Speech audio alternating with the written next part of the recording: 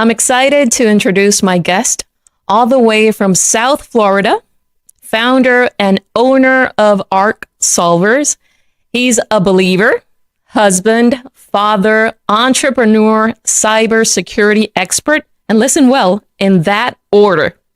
Mr. Reginald Andre, you go by Andre. So thank you so much for joining us here in La Quinta Conferencia. Joven Puerto Rico es tuyo. How are you, Andre? I'm good. Thank you so much for having me today.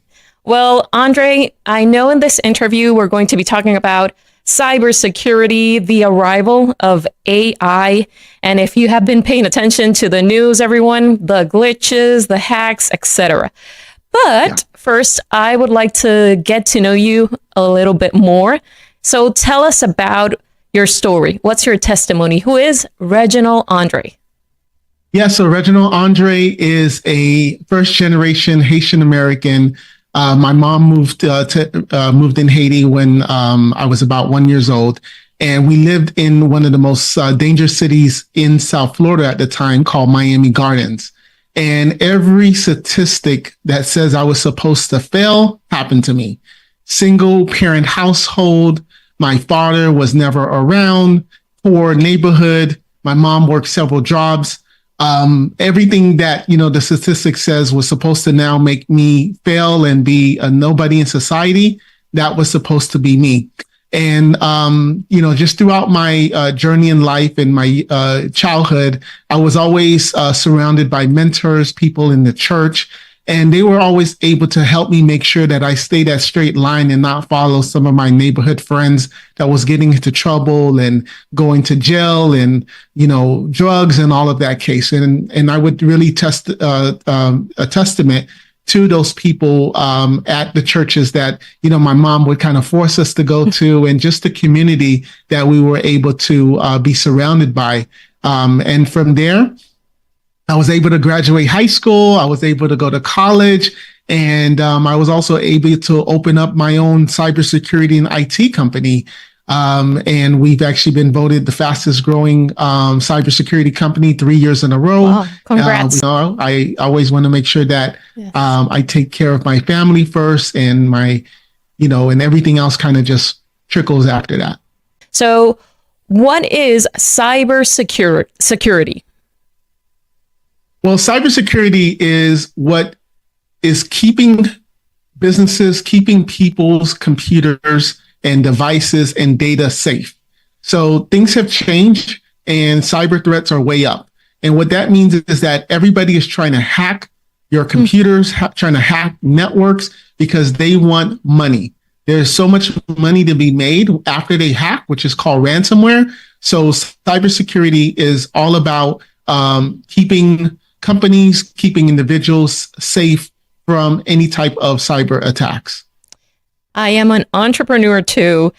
How does cybersecurity apply to my everyday online activities? What can I do to protect myself and my kids? The two biggest things I would say is you want to guard yourself from any type of phishing attacks. The number one way that cyber criminals get into your computers and get your information is by them sending you an email or sending you a text message, wanting you to click on that. And then from there, you put in your passwords. And once they get in your passwords, they can get into your bank account, into your Microsoft email, your Gmail, etc. So first thing, be vigilant. If you weren't expecting an online order, if you weren't expecting an attachment, don't click on it, delete it. The second thing that you want to have in every single account is you want to have two-factor authentication, because even if the bad guy gets your password and gets your login information, they don't have your cell phone. And what that means is that two-factor authentication will send a code to your phone. And because the bad guy, the hacker, doesn't have your cell phone, they won't be able to get into your account. So as a mom and as a business owner, if you do those two things, you're like 99% there.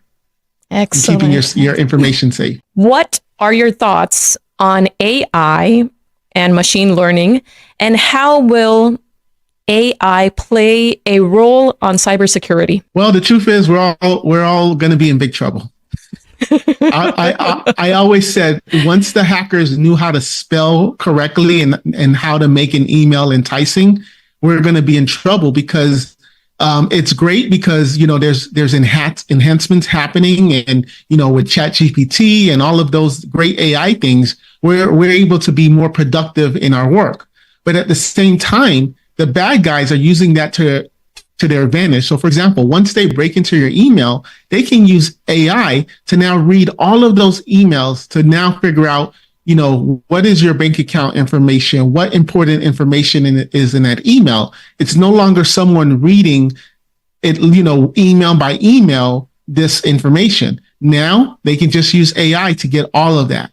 So there's a lot of risks in AI, but there's also a lot of good in AI. One or two benefits of AI. Yeah, absolutely. Productivity. Anytime now when I send out an email to a client, I go on ChatGPT and I put the word rewrite for me. And from there, I can then take my C-level, high school and C-level college English, and now I can make it look like it's a real professional.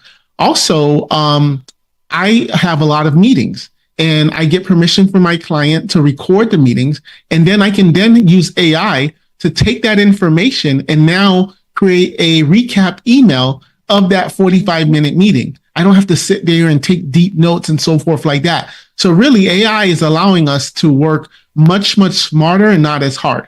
Now let's talk about July 19, the global IT outage. Could AI cause a spike in this type of glitch or hacks happen on July 19?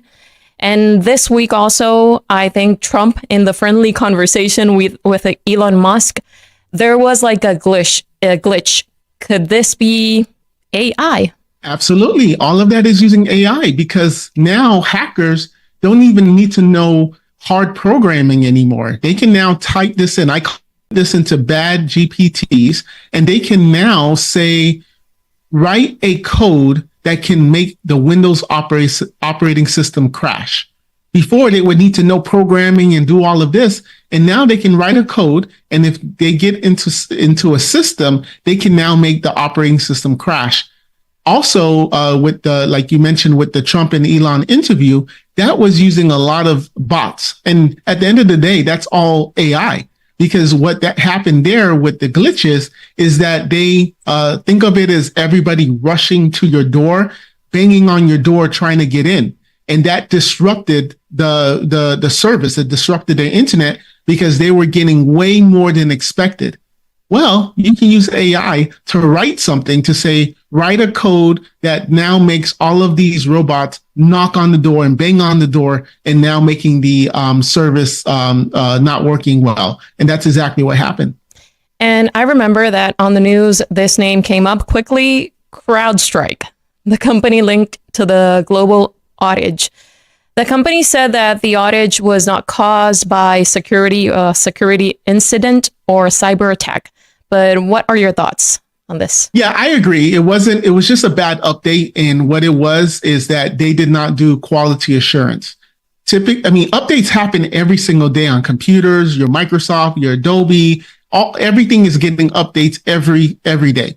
And unfortunately, they created this, but they did not test it correctly. So typically, whenever update happens, they first test it internally. And then once it passes that, they may send it to 100 computers, 200 computers. In this case, they just sent it to everybody that's using the CrowdStrike.